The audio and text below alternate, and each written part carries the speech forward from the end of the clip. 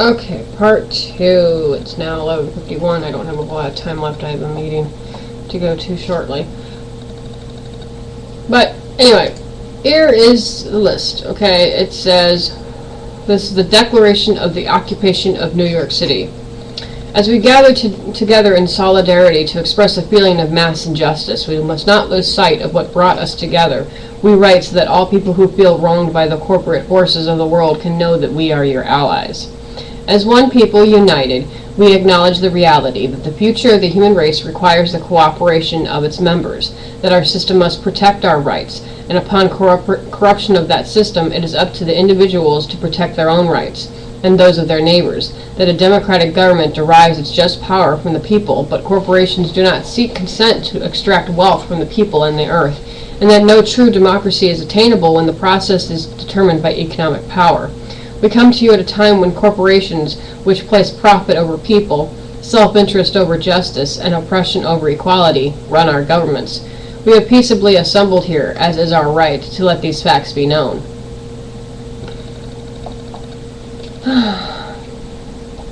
They have taken our houses through an illegal foreclosure process, despite not having their original mortgage. They have taken bailouts from taxpayers with impunity and continue to give executives exorbitant bonuses. They have perpetuated inequality and discrimination in the workplace based on age, the color of one's skin, sex, gender identity, and sexual orientation. They have poisoned the food supply through negligence and undermined the farming system through monopolization. They have profited off of the torture, confinement, and cruel treatment of countless non-human animals and actively hide these practices. They have continuously sought to strip employees of the right to negotiate for better pay and safer working conditions. They have held students hostage with tens of thousands of dollars of debt on education, which is itself a human right. They have consistently outsourced labor and used that outsourcing as leverage to cut workers' health care and pay. They have influenced the courts to achieve the same rights as people with none of the culpability or responsibility. They have spent millions of dollars on legal teams that look for ways to get them out of contracts in regards to health insurance. They have sold our privacy as a commodity. They have used the military and police force to prevent freedom of the press. They have deliberately declined to recall faulty products, endangering lives in pursuit of profit. They determine economic policy despite the catastrophic failures their policies have produced and continue to produce. They have donated large sums of money to politicians supposed to be regulating them. They continue to block alternate forms of energy to keep us dependent on oil. They continue to block generic forms of medicine that could save people's lives in order to protect investments that have already turned a substantive profit. They have purposely covered up oil spills, accidents, faulty bookkeeping, and inactive ingredients in pursuit of profit. They purposely keep people misinformed and fearful through their control of the media. They have accepted private contracts to murder prisoners even when presented with serious doubts about their guilt. They have perpetuated colonialism at home and abroad. They have participated in the torture and murder of innocent civilians overseas. They continue to create weapons of mass destruction in order to receive government contracts. And then it says on the bottom that these grievances are not all-inclusive, which means they're going to add to them as they see fit, I suppose.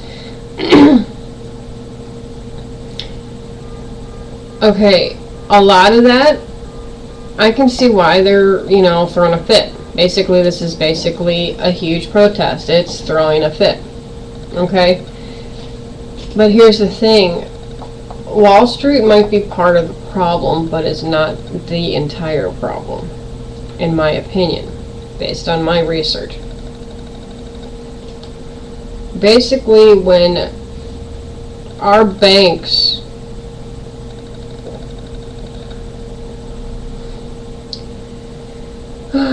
when the stock market of 1929 occurred, okay, it shook the foundations of this country in many ways because we are on a monetary system. There are still some very, very small cultures in the world that still rely on a barter system, which is, I have, this harvest of a resource and I will trade that for you. I will trade that with you for whatever you have because you need what I have and I need what you have, and both of what we have for each other, it's something that this is a surplus.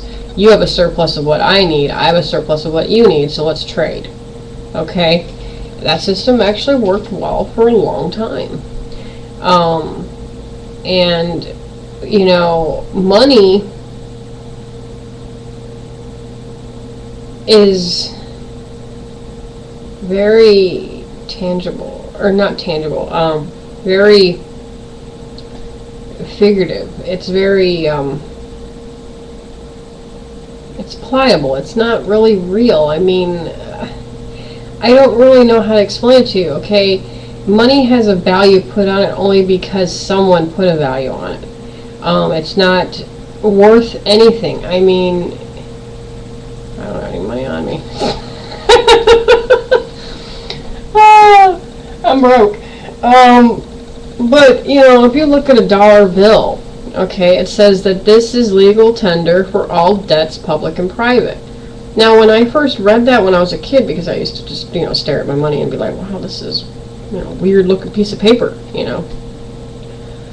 and I saw that. I asked one of my teachers, I said, what does this mean? She's like, oh, that means that you can, it's worth $1. I was like, no.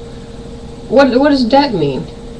I'm like, isn't this like a IOU? She's like, well, kind of. And I'm like, no, really, that's what it says. It says this is legal tender. And I said, tender's paper, right? And she's like, well, yeah. I said, okay. I said, this is basically saying a legal document. Saying I hold my hand a piece of paper that says that somebody owes me $1. I don't have $1 in my hand. I have an IOU. And she was like, oh, no, I don't think that's what it means. I think you're reading too much into it. Da, da, da. I said, well, whatever. And I got in trouble big time in grade school for speaking my mind and asking too many questions.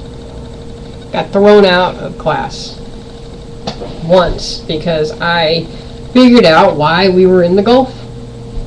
Why that whole Gulf War thing was going on. And it pissed people off that I was, at 11 years old, telling them exactly what was going on. Part 3 coming up. And it's the last one, because then I have to go. I have to get ready for my meeting.